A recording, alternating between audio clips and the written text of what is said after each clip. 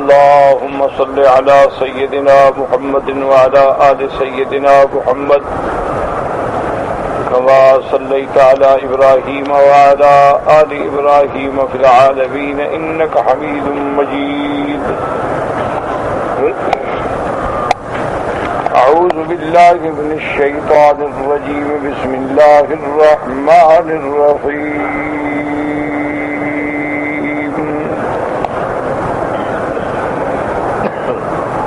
هل أنبئكم على من تنزل الشياطين؟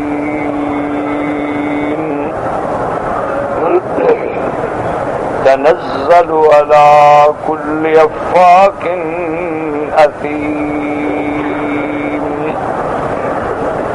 يلقون السمع وأكثرهم كاذبون والشعراء يتبعهم الغاوون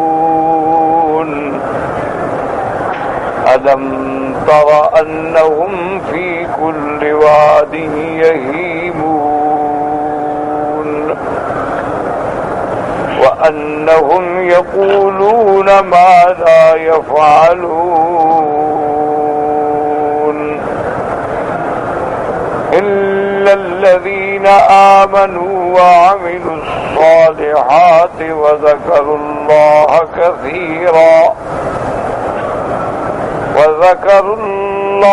كثيرا وانتصروا من بعد ما ظلموا وسيعلم الذين ظلموا أي منقلب ينقلبون. قال المؤلف والمفسر رحمه الله تعالى أدام النفع بعلومه وعلومكم في الدارين آمين. إلى أن قال يقول تعالى مخاطبا لمن زعم من المشركين أن ما جاء به الرسول صلى الله عليه وسلم ليس بحق وأنه شيء افتعله من تلقاء نفسه أو أنه أطاع به رئي من الجان. فنزه الله سبحانه وتعالى جناب رسوله صلى الله عليه وسلم عن قولهم وافترائهم ونبه أن ما جاء به إنما هو من عند الله وأنه تنزيله ووحيه نزل به ملك كريم أمين عظيم وأنه ليس من قبل الشياطين فإنهم ليس لهم رغبة في مثل هذا القرآن العظيم وإنما ينزلون على من يشاكلهم ويشابههم من الكهان الكذبة. ولهذا قال تبارك وتعالى هل أنبئكم على من تنزل الشياطين. اب مفسر رحمۃ اللہ علیہ فرماتے ہیں کہ مشرکین جو تھے کافر حضور صلی اللہ علیہ وسلم پر جو ایمان نہیں لے آئے تو وہ چونکہ کوئی بات تو ان کی صحیح تھی نہیں تھے تو تخیلات توہمات. کبھی تو کہتے تھے کہ حضور صلی اللہ علیہ وسلم نے قرآن خود بنایا ہے ان ھذا الا افک افترا کہ حضور صلی اللہ علیہ وسلم نے یہ قرآن یہ اللہ کے کلام جو فرماتے ہیں اللہ کا کلام نہیں بلکہ آپ نے خود بنایا. اور کبھی کہتے وَأَعَانَهُ عَلَيْهِ قَوْمًا آخَرُونَ اور حضور کی اس میں کچھ اور لوگوں نے بھی مدد کی ہے. اور کبھی کہتے تھے کہ اساطیر الاولین اکتتبھا فہی تملی علیہ بکرۃ وأصیلا. یہ پرانے دور کے قصے کہانیاں ہیں جو حضور پاک صلی اللہ علیہ وسلم پہ صبح و شام دہرائی جاتی ہیں اور وہ ہمیں سنا دیتے ہیں. یہ اللہ کا کلام نہیں ہے بلکہ یہ تو پرانے قصے ہیں کہانیاں ہیں حضور پاک پہ لوگ پڑھتے ہیں آپ یاد کر کے ہمیں سنا دیتے ہیں. اور کبھی کہتے کہ نہیں اصل بات یہ ہے کہ حضور پر بھی کوئی جن آتا ہے جو آ کر ایسی باتیں کرتا ہے جیسے کوہان پر کاہن ہوتے تھے ان کے زمانے میں جو پہاڑوں میں اور غاروں میں رہتے تھے جیسے ہمارے ہاں ہندوؤں کے جوگی ہوتے ہیں اسی طرح ہر دور میں گزرے ہیں، راہب بھی گزرے ہیں، رہبان بھی گزرے ہیں، کاہن بھی گزرے ہیں، کہان بھی گزرے ہیں، عراف بھی گزرے ہیں، منجمین بھی گزرے ہیں۔ تو نعوذ باللہ بعض لوگ یہ کہتے تھے کہ آپ پر بھی کوئی جن آتا ہے اور وہ آ کر آپ کو خبریں دیتا ہے اور وہی خبریں آپ ہمیں آگے سنا دیتے ہیں۔ تو اس قسم کے الزام جو تھے مشرکین، کفار و مشرکین، اعداء اسلام و اعداء دین جو ہیں، حضور صلی اللہ علیہ وسلم کی ذات پہ لگایا کرتے تھے، حالانکہ یہ بالکل بیہودہ الزام تھے۔ بھئی اگر نبی قرآن خود بناتا ہے تم بھی بنا لو، اللہ کے نبی بھی عربی ہیں، تم بھی عربی ہو، تمہارے پاس بھی شعراء ہیں، فصحاء ہیں، ادباء ہیں، مل کے بنا لو۔ تو جب تم نہیں بنا سکتے ہو تو اللہ کے نبی نے کیسے بنایا؟ پہلی بات تو یہ بات ہے۔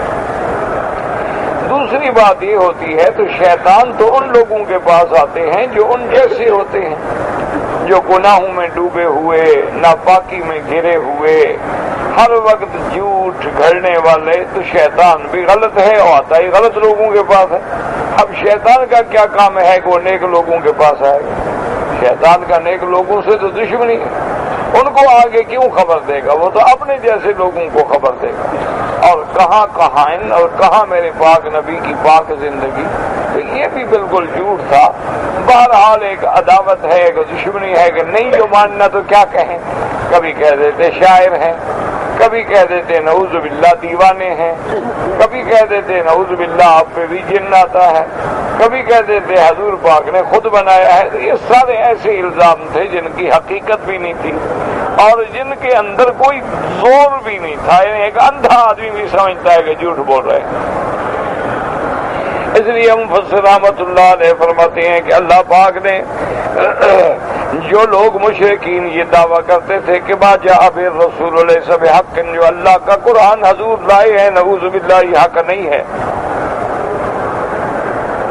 وَأَنَّهُ شَيْءٌ افتعلہ من تلقاء نفسہ، بلکہ ایک ایسی چیز ہے جو حضور نے خود بنائی ہے، او انہ اتاہ بِعِیٌّ من الجان، یا آپ کے پاس بھی جنوں میں سے کوئی آدمی آتا ہے وہ ڈالتا ہے۔ تو فنزہ اللہ سبحانہ وتعالی جناب رسولہ صلی اللہ علیہ وسلم من قولہم، اللہ پاک نے اپنے پاک نبی کی عفت و عصمت کی حفاظت کے لیے فرمایا کہ کیوں ایسی باتیں کرتے ہو، کیوں جھوٹ بولتے ہو۔ وَنَبَّهَ أَنَّ مَا جَاءَ بِهِ وَمِنْ عِنْدِ اللَّهِ، اور اللہ پاک نے تنبیہ فرمائی کہ میرا پاک نبی جو پڑھتا ہے جو سناتا ہے وہ اللہ کی طرف سے ہے، وَأَنَّهُ تَنزِيلُهُ وَوَحْيُ، اللہ نے اتارا ہے، اللہ نے وحی بھیجی ہے، نزل به ملک کریم، بڑی شان والا فرشتہ لے کے آیا ہے، امین عظیم جو امانت والا ہے اور بڑی عظمت والا ہے، وَأَنَّهُ لَيْسَ مِنْ قِبْلِ الشَّيَاطِينِ، یہ شیطانوں کی طرف سے، یہ جنوں کی طرف سے نہیں ہے۔ کیوں؟ فَإِنَّهُمْ لَيْسَ لَهُمْ رَغْبَةً، شیطانوں کا کیا تعلق ہے کہ قرآن عظیم کو لے کے آئیں؟ شیطانوں کا کیا تعلق ہے کہ اللہ کے پیغمبروں کے پاس آئیں یا صالحین کے پاس آئیں؟ وَإِنَّمَا يَنزِلُونَ عَلَىٰ مَن يُشَاقِقُهُمْ وَيُشَابِهُهُمْ، شیطان تو ان کے پاس آتے ہیں جو ان کے ہم جنس ہیں، جو ان جیسے ہیں، جیسے جھوٹ بولنے والے کائن ہوتے ہیں، شیطان ان کو آ کے خبریں دیتی ہیں۔ اس لیے اللہ پاک نے فرمایا هَلْ أُنَبِّئُكُمْ عَلَىٰ مَن تَنَزَّلُ الشَّيَاطِينُ، هَلْ أُخْبِرُكُمْ أُنَبِّئُكُمْ، مانا میں تم کو خبر دوں۔ یاد رکھیں کہ نبا بمانے خبر ہوتا ہے، لیکن بعض علماء فرماتے ہیں کہ نبا سے مراد وہ خبر ہوتی ہے جو بہت بڑی اہم خبر ہو، کیونکہ لفظ خبر جو ہے وہ تو عام ہے نا، تو اس کی جمع اخبار ہے، نبا کی جمع انباء ہے، لیکن نبا وہ خبر ہوتی ہے جو بڑی اہم خبر ہو۔ جیسے فرمایا اَمَّ يَتَسَاءَلُونَ عَنِ النَّبَإِ الْعَظِيمِ، قیامت کے دن کے بارے میں تو اہم خبر ہے۔ اسی طرح فرمایا میرے آقا محمد صلی اللہ علیہ وسلم کی شان میں ذَلِكَ مِنْ أَنْبَاءِ الْغَيْبِ، یہ خبریں غیب کی بڑی اہم ہیں جو ہم آپ کی طرف وحی کرتے ہیں، آپ کو خبر دیتے ہیں۔ یہاں بھی اللہ نے فرمایا هَلْ أُنَبِّئُكُمْ عَلَىٰ مَن تَنَزَّلُ الشَّيَاطِينُ، کہ شیطان کس پہ نازل ہوتی ہیں؟ تنزل علی کل افاک اثیم، افاق مانا جھوٹ بولنے والا، بڑا جھوٹا، افاق کہتے ہیں کذاب، بہت بڑا جھوٹا، اسیم مانا گناہگار، کلا کل افاق کذوب مبالغے کا صیغہ، جو ہر وقت جھوٹ بولنے والا، یہ کاہنوں کی عادت ہے، یا آج کل جیسے آپ دیکھتے ہیں منجمین جو نجوم کی خبریں دیتے ہیں یا ہاتھ دیکھتے ہیں پامسٹ کہلاتے ہیں، یا جو لوگ فال نکالتے ہیں یہ بھی جھوٹی خبریں کرتے ہیں، بناتے ہیں، لوگوں کے ذوف اعتقادی سے کھیلتے ہیں۔ اللہ نے فرمایا شیطانوں کا تعلق دونوں سے ہوتا ہے، نبی سے تو نہیں ہوتا ہے۔ اسیم وهو الفاجر فی افعالہ، اسیم من گنہگار، کثیر الاسم، اپنے افعال میں فاجر، فہذا هو الذی تنزل علیہ الشیاطین من الکہان، ان لوگوں پہ شیطان آتے ہیں، ماجرا مجرا من الکذبۃ الفسقہ، اور جو جھوٹے ہوتے ہیں، جو فاسق ہوتے ہیں، جو فاجر ہوتے ہیں، جو حد سے نکلنے والے، فإن الشیاطین ایضا کذبۃ فسقۃ، جو کہ شیاطین الجن جو ہے وہ بھی جھوٹے ہوتے ہیں، فاسق و فاجر ہوتے ہیں، اور وہ خبریں کہاں سے لاتے ہیں؟ یلقون السماء واکثرهم کاذبون، یلقون کا معنی یسترقون السماء من السماء، کہ شیطان جو ہیں جنات جو تھے وہ آسمان کے نیچے جا کے کھڑے رہتے، جب اللہ ملائکہ کو حکم دیتے وہ حکم ملائے اعلیٰ میں آتا، ملائے اعلیٰ سے پھر ان ملائکہ کو والمدبرات امرا، اللہ نے فرشتوں کی ڈپٹیاں لگائی ہیں، یہ کام تیرے ذمے، یہ کام تیرے ذمے ہے۔ اب جب ملائکہ ان کو حکم دیتے تھے یہ چوری کر کے کوئی بات سن لیتے کہ ہاں فلاں دن بارش ہوگی، بس وہ پھر کاہن کو پہنچا دی، اس نے ایک خبر تو سچی لکھ دی، ساتھ جو ہے 50 جھوٹی لکھ دی۔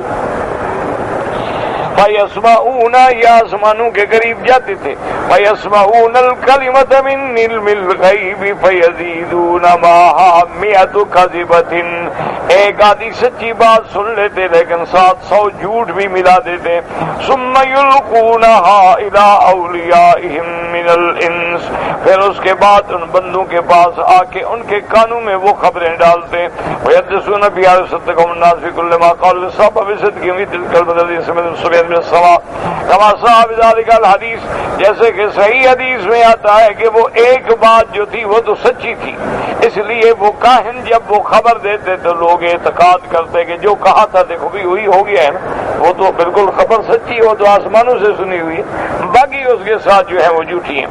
كما رواه البخاری رحمہ اللہ تعالی من حدیث الزہری اخبرنی یحیی بن زبیر سمع عروۃ بن الزبیر یقول قالت عائشہ قالت عائشہ رضی اللہ تعالی عنہا سأل ناس النبی صلی اللہ علیہ وسلم عن الكهان وقال انهم ليسوا بشيء، قالوا يا رسول الله من يحدثون بشيء يقول حقا، وقال النبي صلى الله عليه وسلم تلك الكلمة من الحق يخطفها الجني فيقلقوها في أذن وليه كقرقرة الدجاج فيغلطون معها أكثر من 100 كذبة۔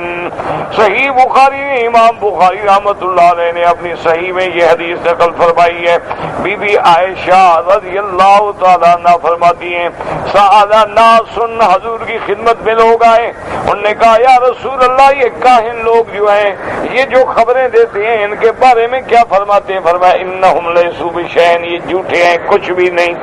لوگوں نے کہا حضور کبھی کبھی تو وہ خبر جو دیتے ہیں وہ سچی ہوتی ہے، تو اگر یہ کچھ نہیں ہے تو سچی خبر کیسے دے دیتے ہیں؟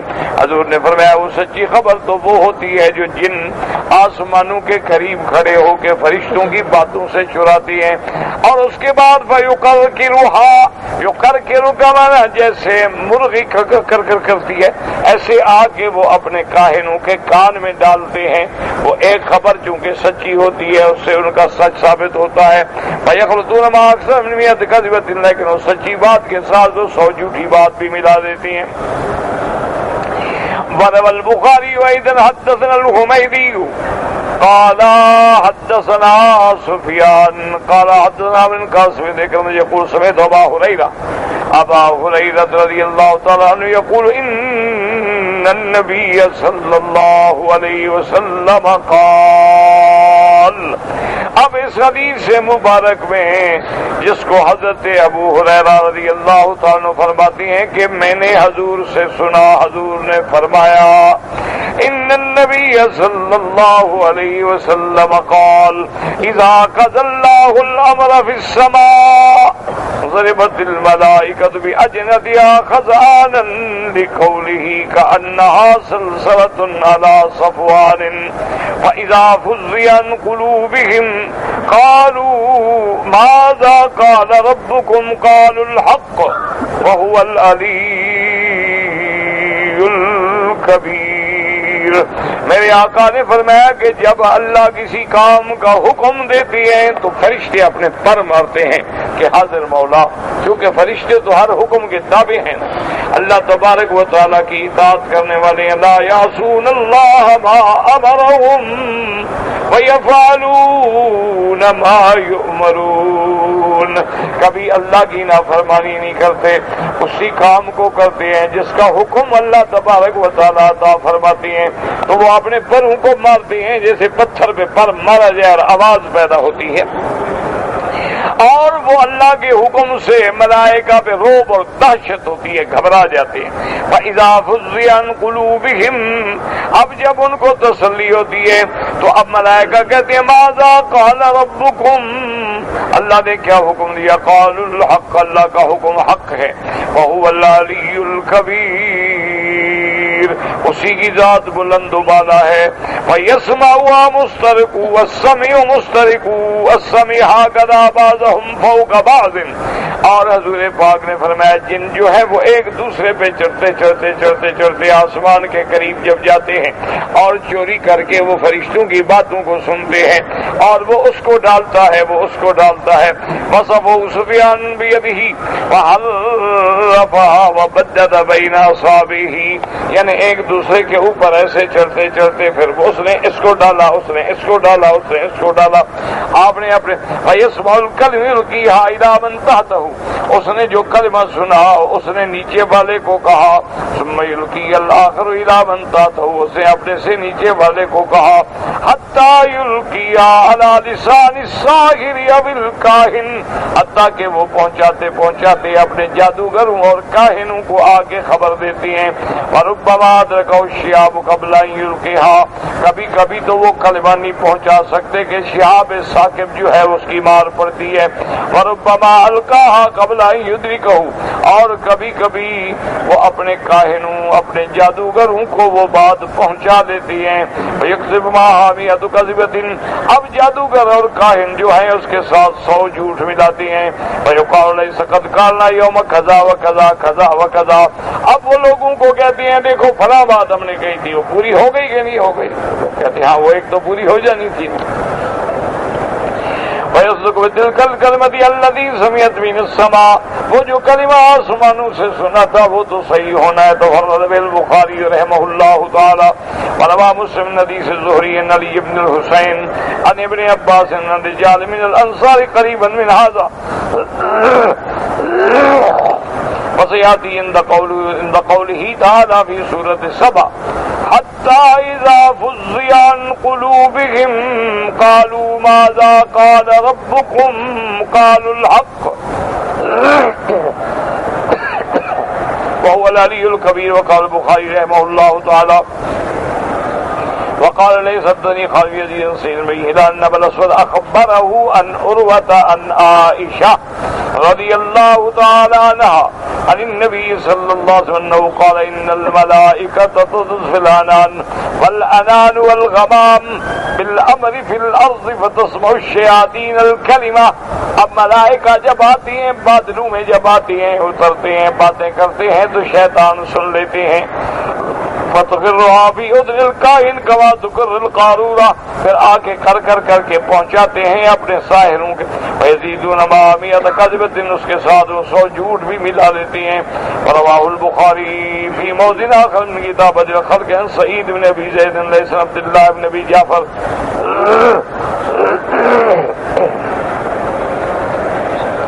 النبي الأسود محمد بن عبد الرحمن وعائشة بن أبيه وقوله تعالى والشعراء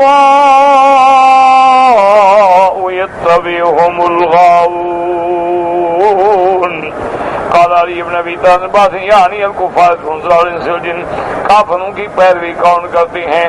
جو جنوں اور انسانوں سے گمراہ ہوتے ہیں وہی ان کے پیچھے چلنے والے ہوتے ہیں۔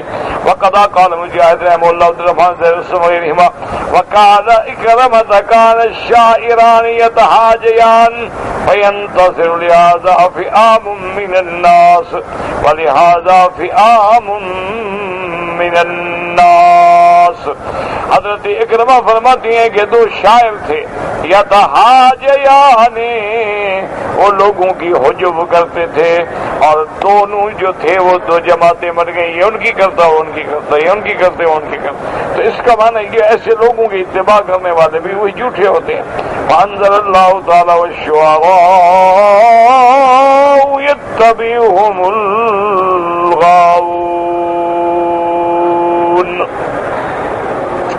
وقال الإمام محمد حدثنا قتيبة قال حدثنا ليس بن الحاد عن يانس مولى مسلم بن الزبير النبي سعيد قال بينما نحن نسير مع رسول الله في الأرج إذ عرض شاعر ينشده، کہتے ہیں کہ ہم حضور صلی اللہ علیہ وسلم کے ساتھ سفر کر رہے تھے مکہ میں ارج میں، ایک شاعر ظاہر ہوا جو پڑھ رہا تھا۔ وقال خود الشیطان، اس سے کچھ آپ نے فرمایا پکڑ لو شیطان، لأن يمتلئ جوف أحدكم كيها خير له من أن يمتلئ الشعرا۔ آپ نے فرمایا کسی کا پیٹ جو ہے وہ پیپ سے بھرا ہوا ہو بہتر ہے بجائے اس کے کہ شیروں سے بھرا ہوا ہو۔ معنی یہ ہے کہ وہ شعر اشعار جو غلط ہیں، جو جھوٹے ہیں، جو عورتوں کے جمال اور ان کے بال اور ان کے حسن اور ان کے ناز و انداز، اگر شعر و شاعری نعت محمد مصطفیٰ ہے، اگر اس کے اندر توحید ہے، اگر اس کے اندر صفت رسول اللہ ہے، اگر مدح صحابہ ہے، مدح اہل بیت ہے، اگر مدح اسلام ہے، مدح قرآن ہے، تو وہ شاعری منع نہیں ہوتی۔ شاعری وہ منع ہوتی ہے جو لغو ہے، بیہودہ ہے، جس میں جنسی تخیلات ہیں اور جو لوگوں کے شہوانی خیالات کو ابھارنے والی ہے، سفلی جذبات کو برانگیخت کرنے والی ہے۔ ورنہ اگر شاعری تو حضور کے اپنے شاعر تھے، حضرت حسان ابن ثابت حضور کے شاعر ہیں، کعب ابن مالک حضور کے شاعر ہیں، عبداللہ ابن رواحہ نے حضور کے سامنے پڑھا ہے، اسی طرح سیدہ عائشہ صدیقہ رضی اللہ تعالی عنہا شاعرہ ہیں، اسی طرح بڑے بڑے تابعین، بڑے بڑے لوگ جو ہیں وہ شاعر گزرے ہیں، بڑے بڑے محدثین شاعر گزرے ہیں۔ امام شافعی رحمۃ اللہ علیہ بھی کبھی کبھی شعر فرمایا کرتے تھے۔ تو یہ تو شعر کہنا معیوب نہیں، تو اس کا معنی یہ ہوتا ہے کہ جیسے نثر ہے عام کلام، اگر وہ جھوٹا ہے تو وہ بھی غلط ہے، صحیح ہے تو صحیح۔ اسی طرح شعر ہے، اگر جھوٹ ہے، فساد ہے، گناہ ہے، شراب کی تعریف ہو رہی ہے، نشے کی تعریف ہو رہی ہے، محبوبہ کے زلفوں کی اور آنکھوں کی تعریف ہو رہی ہے، تو اس سے بہتر ہے کہ آدمی کا پیٹ جو ہے وہ پیپ سے بھرا ہوا ہو۔ لیکن اگر وہ مدح اسلام ہے، مدح قرآن ہے، مدح محمد مصطفیٰ ہے صلی اللہ علیہ وسلم، تو ایسے اشعار منع نہیں ہوتے۔ اللہ عالم۔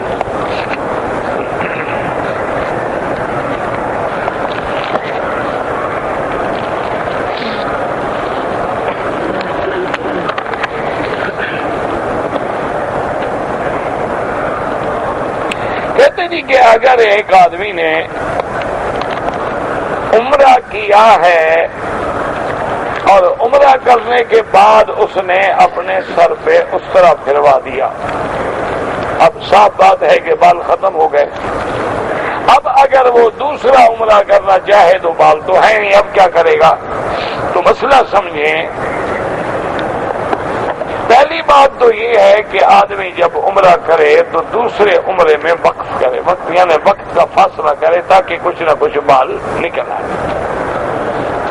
لیکن اگر اس کے پاس ٹائم نہیں ہے اور وہ چاہتا ہے کہ میں عمرے کر لوں، تو پھر حکم یہ ہے کہ بال ہوں یا نہ ہوں اس طرح پھروانا ہوگا، چاہے آپ کے سر پہ بال ہیں یا نہیں ہے، اس طرح ہر دفعہ پھروانا پڑے گا۔ اصل بات یہ ہوتی ہے کہ اللہ کو ہمارے بالوں کی ضرورت نہیں ہے، جیسے ہمیں حکم دیا ہے کہ حج کے لیے بکری رکھو، اللہ کو کیا ضرورت ہے؟ حج تمتع میں ہم دم تمتع رکھتے ہیں، قران میں دم قران رکھتے ہیں، روک دیے جائیں تو دم احسان رکھتے ہیں، غلطی ہو تو دم جبر ادا کرتے ہیں، اللہ کو کیا ضرورت ہے؟ اصل بات یہ ہوتی ہے کہ مولا یہ دیکھتے ہیں کہ یہ بندہ میرے حکم کے تابع ہے یا نہیں۔ اس نے عمرہ کرنے کے بعد میرے دروازے پہ آنے کے بعد اپنی گردن جھکا دی ہے، یہ تو میں نے حکم دیا ہے کہ بال مڈاؤ، اگر میں حکم دیتا گردن کٹاؤ تو یہ کٹا دیتا۔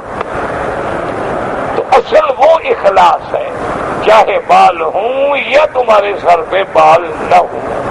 اچھا، اسی طرح بہت سارے لوگ ہیں بیچارے جو گنجے ہوتے ہیں، ان کے سر پہ ایک بال بھی نہیں ہے، تو اس کا معنی کیا ہے؟ وہ عمرہ نہیں کریں گے؟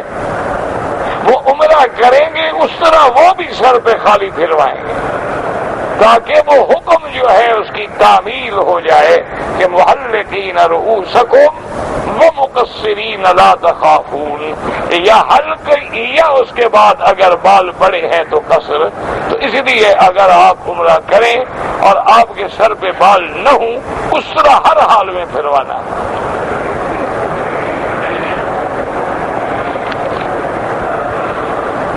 قربانی جو ہے وہ تو سال میں ایک دفعہ ہوتی ہے، جب ایام قربانی اضحیہ آتے ہیں، عید ضحیٰ آتی ہے، اور عقیقہ جو ہے وہ تو بچے کے پیدا ہونے سے تعلق ہے۔ قربانی اور عقیقے کا تو آسمان زمین کا فرق ہے۔ قربانی تو صاحب نصاب نے ہر سال کرنی ہے، عقیقہ تو تب کرے گا جب اللہ اس کو بچہ دے گا، اولاد دے گا۔ اب اگر اللہ اولاد نہ دے تو عقیقہ نہیں کرے گا۔ اللہ جب اولاد دے اور اولاد پیدا ہونے والا لڑکا ہے تو 2 دمبے یا 2 بکرے یا 2 بکریاں جو چیز ملے، اور اگر لڑکی ہے تو پھر 1 دمبا یا 1 بکرا یا 1 بکری جو ہے ذبح کرے، تو اس کو کہتے ہیں عقیقہ۔ اور عقیقے کا حکم یہ ہے، افضل یہ ہوتا ہے کہ جس دن بچہ پیدا ہو 7ویں دن آدمی کو عقیقہ کرنا چاہیے۔ اگر 7ویں دن نہ کر سکے تو پھر 14ویں دن کر دے۔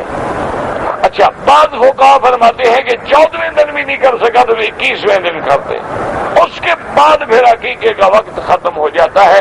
عقیقہ سنت ہے، بہت بڑا اجر ہے، ثواب ہے، لیکن نہیں ہو سکا ہے تو کوئی بات نہیں۔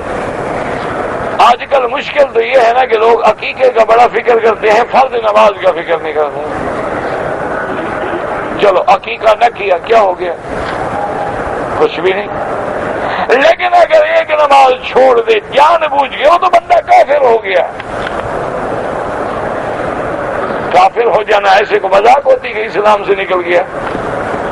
اچھا، جب کافر ہو گیا تو نکاح ختم ہو گیا۔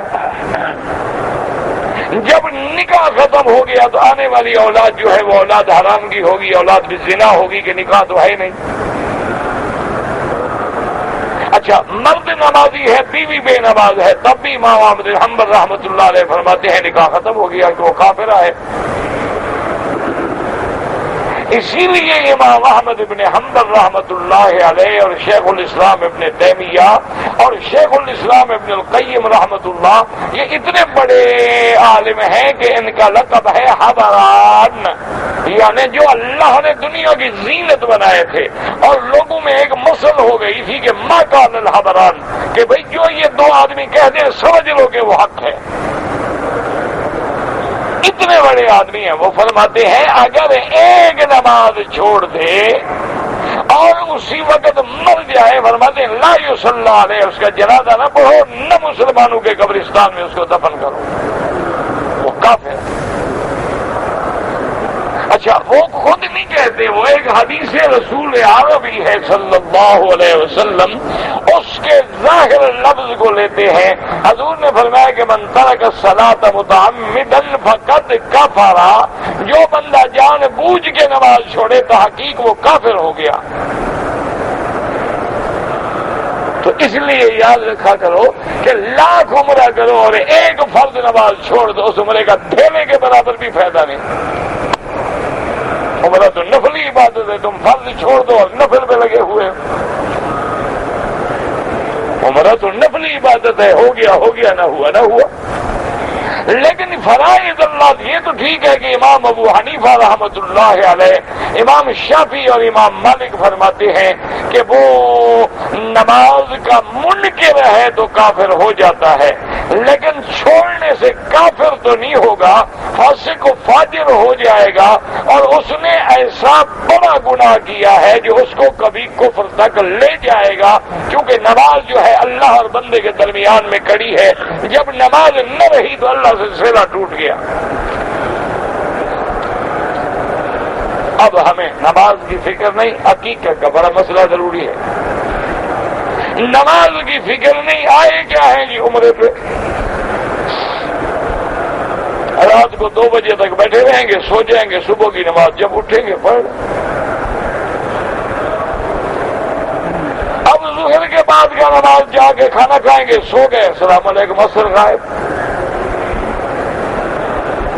ایسے عمرے کرنے سے خدا کے لیے اللہ کے کعبے میں کھڑے ہو، جس عمرے میں نماز چھوٹ جائے ایسے عمرے کا کوئی فائدہ نہیں، اور بالکل نہ آیا کریں، نہ پیسے خرچ کریں، نہ اپنے آپ کو پریشان کریں۔ ہاں یہ الگ بات ہے تم سیر پہ آئے ہو، انجوائے کرنے آئے ہو، کہ چلو یورپ نہ گئے، ذرا آج کل وہاں ایئرپورٹ پہ تنگ کرتے ہیں، چلو بھی عمرہ کر دو، مکہ مدینہ ہی۔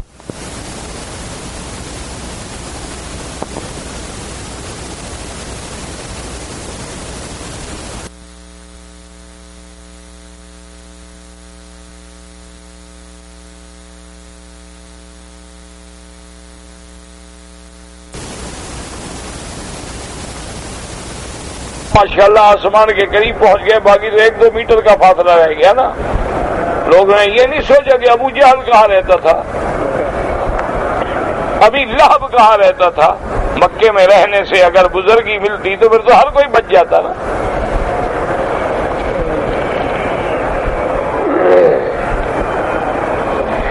قربانی میں 7 حصے ہوتے ہیں، قربانی میں تو 7 حصے نہیں ہوتے، گائے میں 7 حصے ہوتے ہیں، اونٹ میں 7 حصے ہوتے ہیں۔ اگر تم اب بھی اونٹ کرو عقیقے کے لیے 2-3 بچوں کو اکٹھا کر کے کرنا ہو تو وہ بھی 7 حصے ہیں۔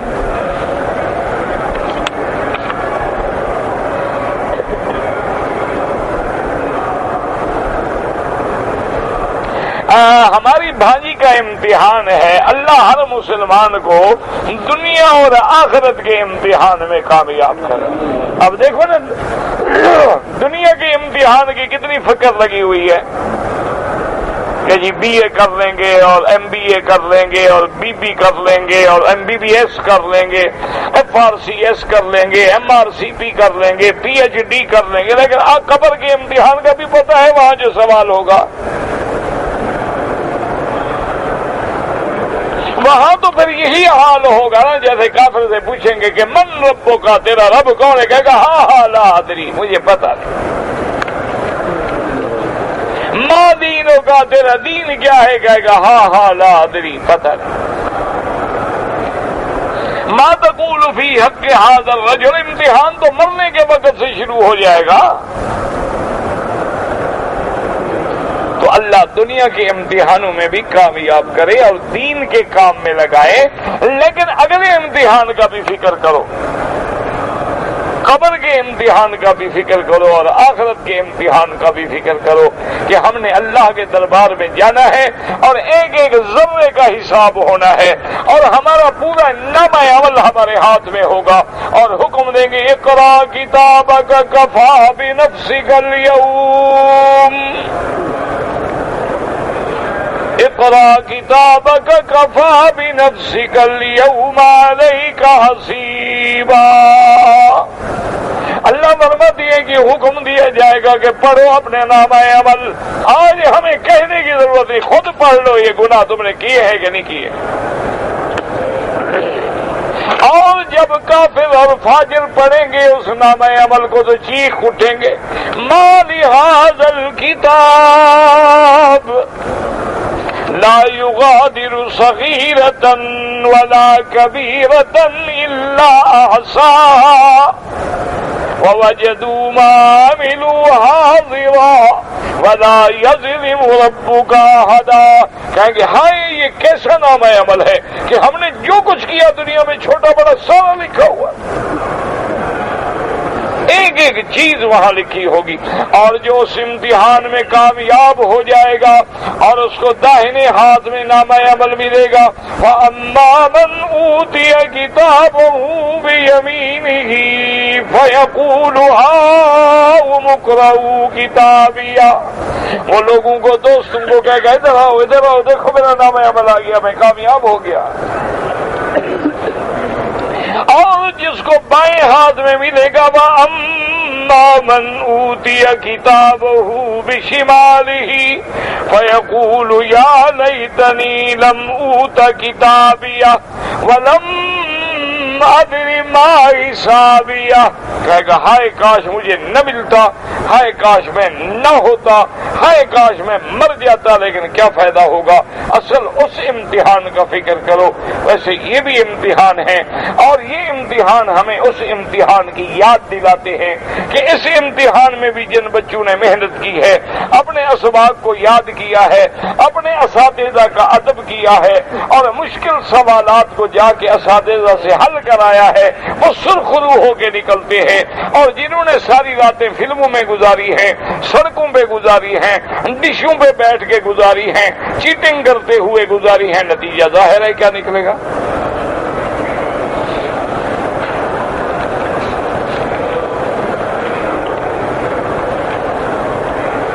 کہتے جی کہ ہمارا باپ جو ہے آدم علیہ السلام وہ تو فوت ہو گیا، جنوں کا باپ، تمہیں جنوں کا کیا فکر ہے، تم اپنے باپ کا فکر کرو نا۔ جنوں کا باپ ابلیس ہے، وہ فوت نہیں ہوا، بیٹھا ہے۔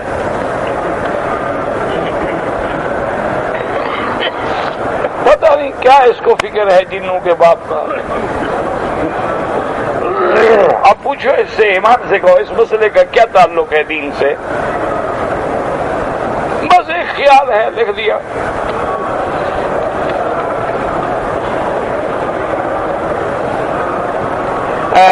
کہتے جی کہ جس طرح آپ کی البم سیرت النبی پہ آئی ہے، اسی طرح اگر تاریخ اسلام پہ، تاریخ اسلام کو اتنی چھوٹی سی چیز تو نہیں ہوتی۔ اور دوسری بات یہ ہے کہ تاریخ جو ہے اس میں رتب و یابس ہوتا ہے، اس میں جھوٹ اور سچ ہوتا ہے، اس کے لکھنے یا جمع کرنے میں کوئی اتنی بڑی بات بھی نہیں ہے۔ اور تیسری بات یہ ہے کہ تاریخ میں تو بڑی بڑی کتابیں لکھی جا چکی ہیں، اور سیرت محمد مصطفیٰ جو ہے وہ تو آدمی کی آخرت کے لیے ہے کہ اللہ اس کے ذریعے ہماری آخرت بہتر کر دے۔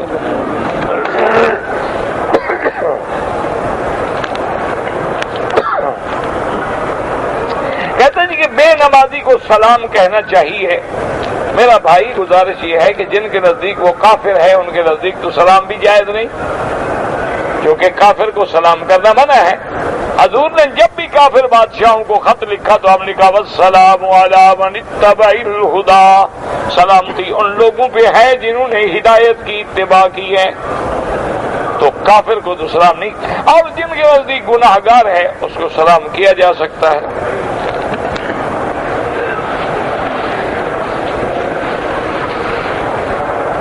کہتے جی کہ ہمارے ملک پاکستان سے الحمدللہ کافی لوگ عمرے پہ آ رہے ہیں، لیکن عورتوں کا پردہ بھی نہیں ہے، اور عورتوں کا لباس بھی غیر اسلامی ہے، غیر شرعی ہے۔ بالکل انہوں نے لون کے سوٹ پہنے ہوئے ہیں جن سے پورا بدن جھلکتا ہے، دھوپ میں نظر آتا ہے، لائٹ میں نظر آتا ہے۔ بہرحال ہم تو دعا ہی کر سکتے ہیں، اور کیا کر سکتے ہیں بھائی، ہم تو یہی کہہ سکتے ہیں کہ اللہ ہدایت ہے، اللہ تبارک و تعالی حیا دے، اللہ تبارک و تعالی شرم عطا فرمائے، اللہ تبارک و تعالی ہماری بیٹیوں کو، بہنوں کو سیدہ عائشہ اور بی بی فاطمہ کی تہذیب نصیب فرمائے، اللہ ان کو کفار کی تہذیب سے دور فرمائے۔ لیکن فتنہ اتنا عام ہو گیا ہے، اور آج کا میڈیا جو ہے اس نے اس قدر تباہی پھیلا دی ہے کہ اب اس سے بچنا جو ہے ما سوا اللہ کی رحمت کے مشکل ہو گیا۔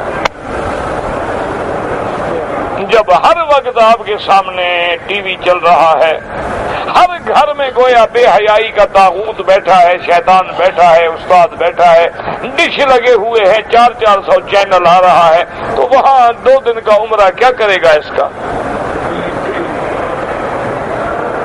ایسے لوگوں کی ہدایت کے لیے تو بہت بڑی محنت کی ضرورت ہوتی ہے کہ وہ باقاعدہ دین کی کتابیں پڑھیں، اسلام کی کتابیں پڑھیں، اسلام کے علماء کی سیرت انبیاء پہ کتابیں پڑھیں اور کیسٹ سنیں اور مجالس صالحین میں شرکت کریں اور پھر جا کے کہیں اصلاح ہو، کیونکہ کسی چیز کا بگاڑنا جو ہے وہ بڑا آسان ہے، بنانا بہت مشکل ہوتا ہے۔ آپ نے گھر جلانا ہے تو ایک تیلی ماچس کی کافی ہے، بنانا ہے تو سال ہر سال لگ جاتے ہیں۔ تو جب بگاڑنے والے ہر وقت گھر میں بیٹھے ہوئے ہیں، عورت کھانا پکا رہی ہے، ٹی وی چل رہا ہے، ڈرائنگ روم میں ہے ٹی وی چل رہا ہے، بیڈ روم میں ہے تو ٹی وی موجود ہے، اور اس پہ اتنا مخرب الاخلاق، اس پہ اتنی گندگی ہے، اتنی فحش ہے، اتنی پلید باتیں ہیں کہ جن کا تصور کرنا بھی حرام ہے اور زبان پہ لانا بھی حرام۔ بس دعا ہی کر سکتے ہیں، اور مولوی کے بس میں ہوتا کیا ہے؟ کہتے ہیں جی کہ اگر بیوی مر جائے تو اس کے جنازے کو شوہر کندھا دے سکتا ہے، کیوں نہیں دے سکتا ہے؟ اس کی بیوی نہیں رہی نا۔ بیوی جو مر جائے تو قیامت میں کس کو ملے گی؟ اس کی بیوی ہے۔ لوگ کندھا دیں، شوہر نہ دے، یہ اچھی بات ہے؟ پتہ نہیں آدمیوں کو کیا دماغ میں آ جاتا ہے۔ اگر ہم بینک سے قرضہ لے کر پلاٹ خریدیں وہ جائز ہے؟ بالکل حرام ہے۔ بینک بغیر سود کے کبھی قرضہ نہیں دیتا، ایسا کوئی پاگل بینک ہم نے نہیں دیکھا جو سود کے بغیر دیتا ہو، کیونکہ اس کی بنیاد رکھنے والے یہودی ہیں تو وہ کیسے سیدھا کام بتلا سکتے ہیں؟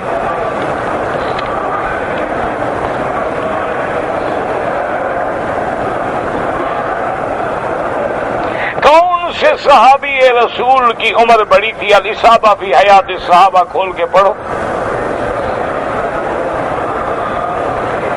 ویسے تو حضرت انس کی بھی عمر مبارک بڑی 120 کے قریب ہے۔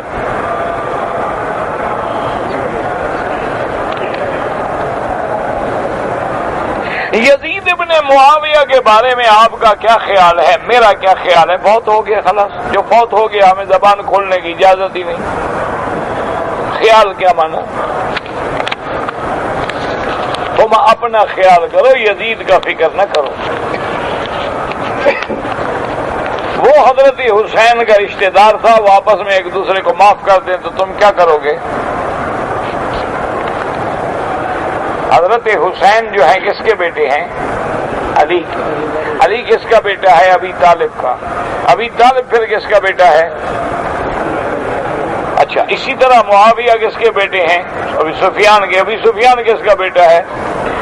وہ تو رشتہ دار ہیں، ان کی تو قرابت داری ہے آپس میں۔ اور پھر ایک ایسا واقعہ جس سے اللہ نے ہمیں محفوظ رکھا ہے، ہم اپنی رائے دینے کے بعد کیوں اپنے آپ کو پھنسائیں؟ اللہ نے ہمیں بچا لیا، اس دور میں ہم نہیں تھے، واقعہ تھا، گزر گیا، حقیقت کیا ہے، باطن کیا ہے وہ اللہ جانتا ہے۔ جہاں تک دلائل کا تعلق ہے وہ دونوں طرف سے موجود ہیں۔ بعض لوگ کہتے ہیں کہ یزید کے حکم سے یہ واقعہ ہوا ہے، اور بعض کہتے ہیں اس کا حکم اس میں شامل نہیں ہے۔ اب اللہ پر چھیڑو معاملے کو، ہمیں کیا ضرورت ہے کہ ہم بحث کریں؟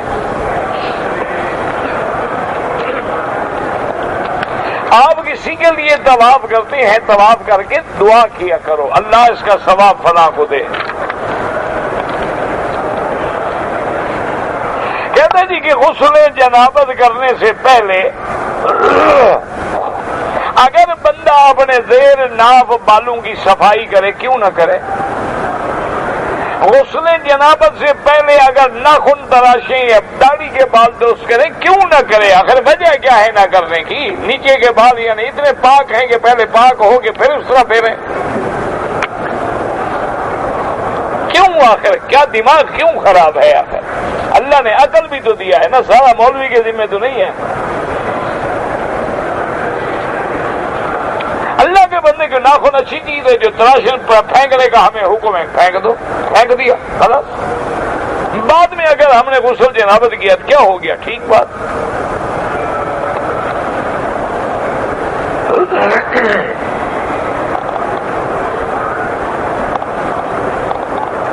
جو لوگ مسجد عائشہ سے جا کے عمرہ کرتے ہیں، امام ابو حنیفہ رحمت اللہ علیہ اور امام شافعی رحمت اللہ علیہ کے نزدیک جائز ہے چاہے 100 عمرہ کریں۔ امام احمد ابن حنبل رحمت اللہ علیہ فرماتے ہیں کہ اگر ضرورت ہے، کوئی عورت نہیں کر سکی، کوئی مرد نہیں کر سکا، عمرہ رہ گیا تو وہ تو کر لے، ورنہ بلا ضرورت نہ کرے۔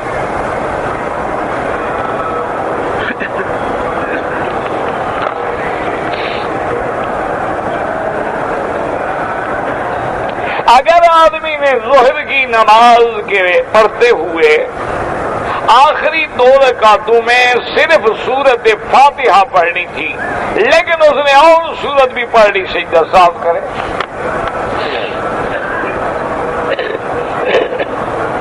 اگر نماز با جماعت ہے، مقتدی امام سے پہلے رکوع میں چلا جائے یا سجدے میں، حضور نے فرمایا ایسے بندے کے چہرے کو اللہ گدھا کا چہرہ بنا دے۔ پھر امام بنانے کی کیا ضرورت ہے جب تم اس کی پیروی نہیں کر رہے ہو؟ تم تو اس سے بھی پہلے جا رہے ہو۔ حکم ہے اذا رکع فرکعوا، جب امام رکوع میں جائے تم اس کے بعد جاؤ۔ اذا سجد فاسجدوا، جب وہ سجدے میں جائے تم اس کے بعد جاؤ۔ اذا کبر فکبروا، جب اللہ اکبر کہے تم بعد میں کہو، یہ نہیں کہ پہلے کہہ دو، پہلے کہو گے نماز ہی ختم۔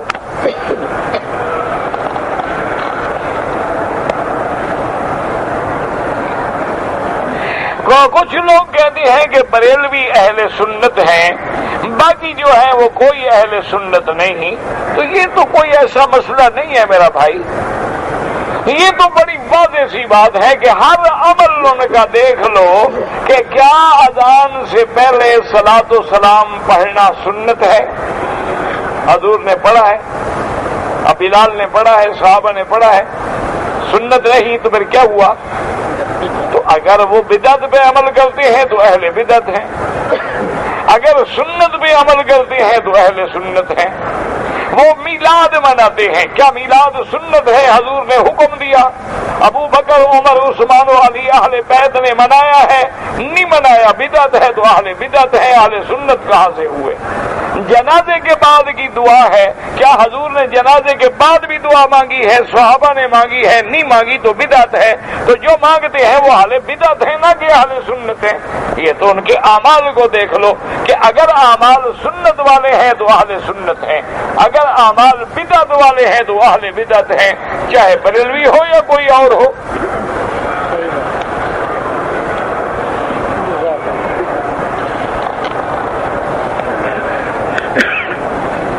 کہتے ہیں جی کہ عام آدمی تبلیغ کیسے کرے؟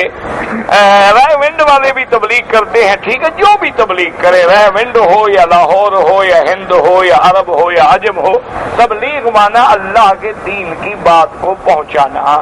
اور حضور نے فرمایا اگر تمہیں ایک آیت، ایک مسئلہ بھی آتا ہے تو اگلے کو پہنچاؤ، اگلے کو سمجھاؤ، تو اسی کا نام تبلیغ ہے۔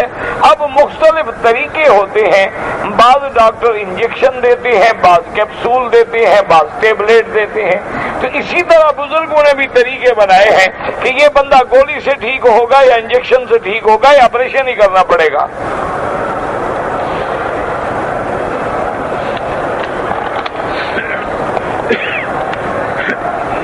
کہتے ہیں جی کہ حجام صاحبان جو ہیں جب بھی حجامت کراؤ 5 ریال لیتے ہیں، دکان کا کرایہ بھی 1.5 لاکھ ریال دیتے ہیں۔ وہ اگر تم دے دو نا دکان کا کرایہ تو میں ان کو کہتا ہوں 1 ریال لیا کریں،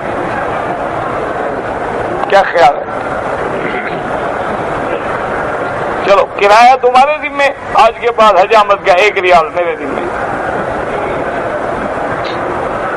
اچھا، تم دوسرا آسان طریقہ یہ ہے کہ تم ایک سیفٹی لے لو 5 ریال کی، خود کھڑے ہو کے حاجیوں کا سر مونڈنا شروع کر دو، شام تک 20-25 بھی کما لو۔ اعتراض کیوں کرتے ہو؟ اپنا سر بھی مونڈو، ساتھیوں کا سر بھی مونڈو، تم 2-2 ریال لو ان سے۔ نہ جاؤ حجام کے بعد بھی ضروری ہے.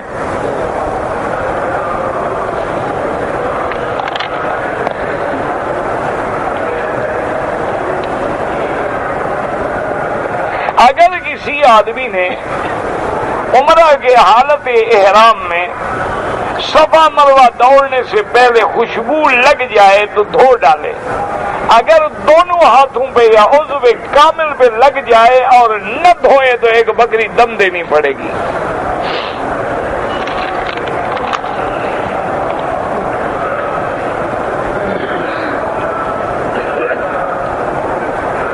کہتے ہیں جی کہ طلاق میں ارادہ یا نیت کا ہونا ضروری ہے. اگر تنہائی میں کہتا ہے طلاق، لفظ طلاق جو بول رہا ہے اب نیت کی کیا ضرورت ہے؟ باقی وہ تو لفظ ہی صریح ہے. نیت تو تب ہونا جب وہ کہے نکل جاؤ. نیت تو تب دیکھی جائے گی جب وہ کہے میرے گھر میں تمہارے لیے جگہ نہیں ہے. وہ کہے آج کے بعد مجھے منہ نہ دکھانا، دفع ہو جاؤ. تو اب پوچھیں گے تمہاری نیت کیا تھی؟ تو لفظ طلاق تو صریح ہے، نیت کا کیا مانا؟ نہ روٹی کہتے ہوئے بھی کبھی پوچھا ہے کہ نیت تمہاری روٹی تھی یا سوٹی تھی؟ ہاں، ایک آدمی کہے جناب روٹی، تو آپ کہیں گے کیا مطلب آپ کا، سوٹی مراد تھا یا روٹی مراد تھا؟ جب لفظ صریح ہو تو پھر نیت کی کیا ضرورت ہے بھائی؟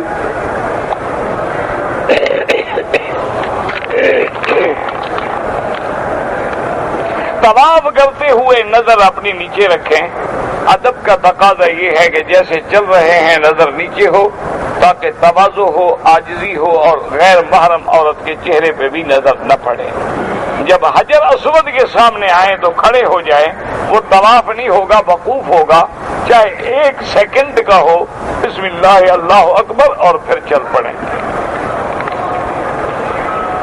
رکن یمانی پہ موقع ملے تو دائیں ہاتھ سے بسم اللہ اللہ اکبر، نہ ملے تو چلے جائیں، اشارے کی ضرورت نہیں ہے.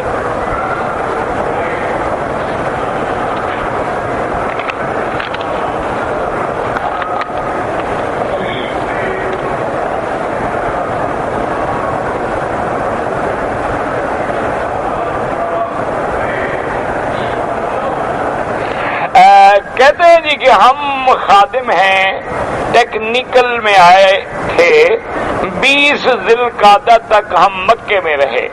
اس کے بعد انہوں نے کمپنی نے ہمیں رابغ بھیج دیا. پھر حج پر کمپنی والوں نے ہم کو یونیفارم میں لے کے آئے، لیکن میں نے رابغ سے غسل بھی کیا تھا، حج افراد کا نیت بھی کیا تھا، اور پھر مکے میں آپ نے احرام پہن لیا تو حج آپ کا ٹھیک ہو گیا. اور جنہوں نے وہاں سے نیت بھی نہیں کیا تھا اور مکے میں آ کے احرام باندھا ہے، حج تو ہو جائے گا لیکن دم دینی پڑے گی، کیونکہ ان کو احرام کی نیت جو ہے وہ حد حرم کے باہر سے کرنی تھی، نہ کہ اندر سے.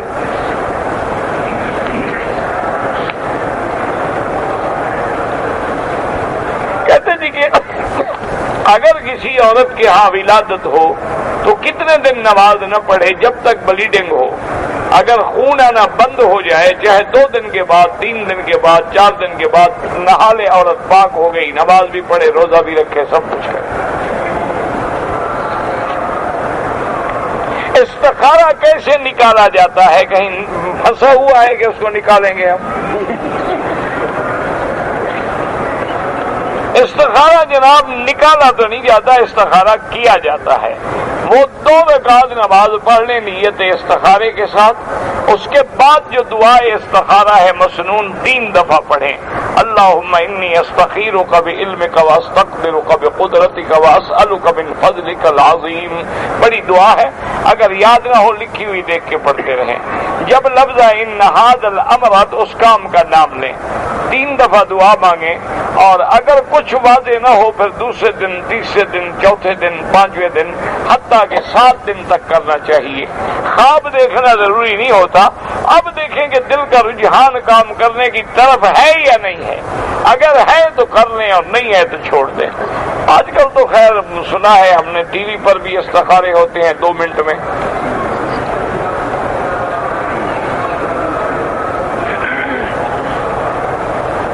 روزی میں برکت نہیں ہوتی، کوئی وظیفہ بتائے. وظیفہ بابا پیروں سے پوچھا کرو، میں کو پیر مجھے وظیفے بتاؤں.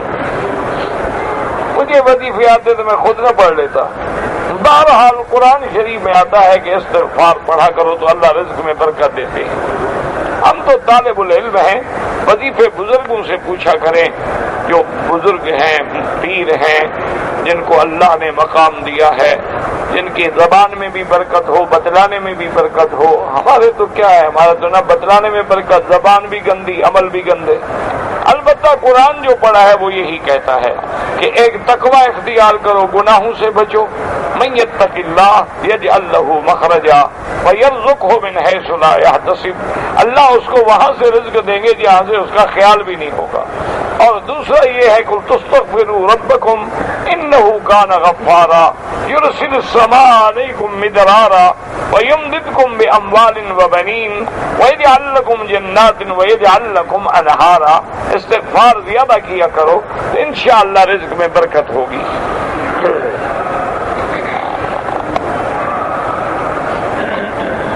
اگر ایک آدمی نے عمرہ کیا ہے لیکن تنعیم سے، تو اس کا حج تمتع ہوگا۔ تمتع حج تب ہوتا ہے جب عمرہ کرے میقات سے، تنعیم جو ہے میقات نہیں ہے۔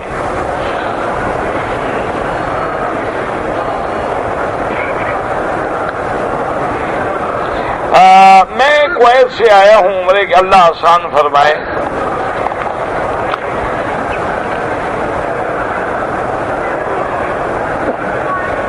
میرے رشتہ دار جو ہیں ایک آج کل ایک بابا کے جنگل میں پھنسے ہوئے ہیں، اور وہ مشرک آدمی ہے، شرک کرواتا ہے، بدعت کرواتا ہے۔ آپ دعا کریں کہ اللہ اس کو بھی ہدایت دے اور تمہارے رشتہ داروں کو بھی اس کے جنگل سے نکالے۔ اللہ تو آج کل دنیا میں یہ بڑا عذاب آیا ہوا ہے کہ جاہل قسم کے لوگ جو ہیں وہ پیر بن بیٹھے ہیں اور لوگوں کو شرک و بدعات میں الجھا دیتے ہیں، بجائے صراط مستقیم پہ لانے کے سیدھا صراط الجحیم، جہنم کا دروازہ دکھلاتے ہیں۔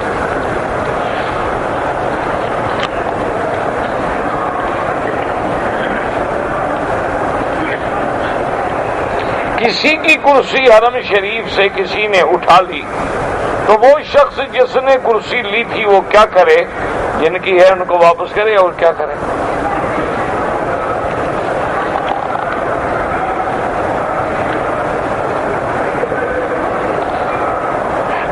ایک عورت اپنے بھانجے کے ساتھ حج کر سکتی ہے۔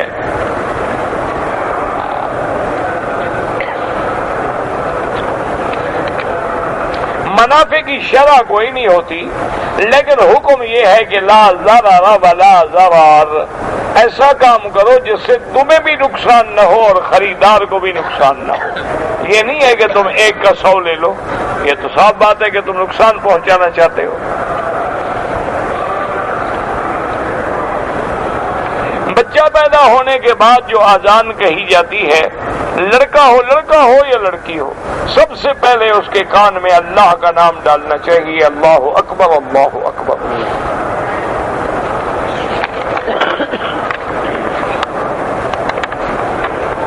یہ تو اب مسئلے ہیں پرانے اور دیہاتی لوگوں کے لیے، ورنہ آج کل تو بچہ پیدا ہو گانا لگا دیتے ہیں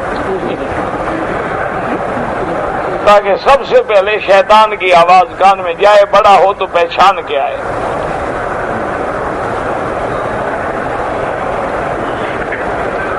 حنفی مسلک کے مطابق اگر ایک مجلس میں 3 طلاقیں ہوں وہ 3 شمار ہوں گی۔ حنفی مسلک کے مطابق اگر مقتدی ہے تو امام کے پیچھے اس کو کچھ نہیں پڑھنا، فاتحہ نہیں پڑھنی ہے۔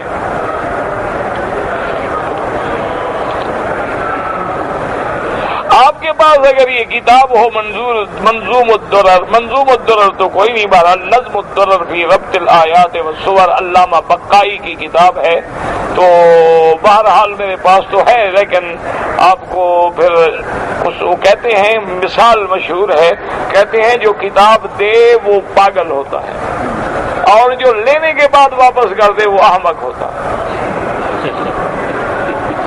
اب تمہاری مرضی، مجھے پاگل بنانا ہے تو لے جاؤ، کیونکہ جس کو کتاب تو ملتی نہیں واپس۔ اور یہ کتاب نایاب ہے، پہلے ایک دفعہ چھپی تھی، اس کے بعد نہیں چھپی، پھر اپنا جامعہ عثمانیہ حیدرآباد دکن والوں نے شائع کیا دوبارہ، اب سنا ہے میں نے کہ مل جاتی ہے دکانوں پہ۔ تو علامہ بقائی کی یہ کتاب ہے، بہرحال میرے پاس ہے، میں اب حرم میں جھوٹ تو نہیں کہہ سکتا، تو آپ کو ضرورت ہے لے جایا کریں، انشاءاللہ اللہ آپ کو ہدایت دے گا، مجھے بھی ہدایت دے گا۔ کہتے ہیں جی کہ امتحان دینے سے پہلے کوئی دعا بتائیں کہ امتحان آسان ہو جائے، پھر کتاب پڑھنے کی کیا ضرورت ہے، وظیفے پوچھ لیا کرو۔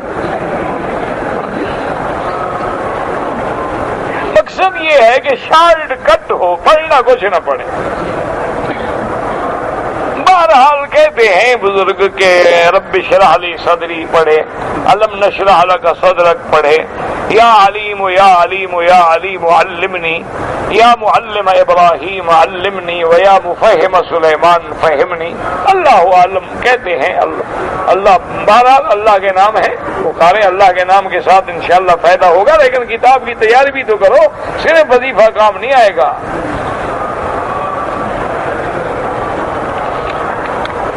آج کل لوگوں نے یہ شارٹ کٹ بنایا نا کہ مردہ مر جائے مولوی کو بلاؤ قرآن اوپر پھرا کے بخشوا دے، ساری زندگی ملعون نے پڑھا نہیں ہے، اب اوپر پھروانے سے بخشا جائے گا۔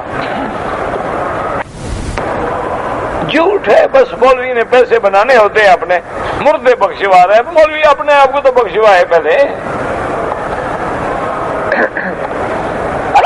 قرآن پڑھا نہیں، اب قبر کے اوپر یا مردے کے اوپر پھروانے سے کیا ہو جائے گا؟ نہ کیا ہو تو حیض والی عورت کے لیے معاف ہے۔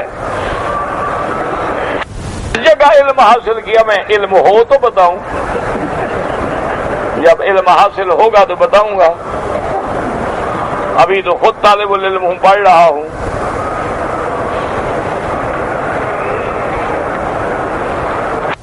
عمرے پہ آتے ہیں، 15 دن کا ویزا ہوتا ہے، اکثر 7 دن یا 8 دن مکہ شریف میں گزرتے ہیں اور 7 یا 8 دن مدینہ پاک میں، تو مسافر ہیں آپ، کیونکہ ایک مقام پر جب تک 15 دن رہنے کی نیت نہ کرے مقیم نہیں ہوتا۔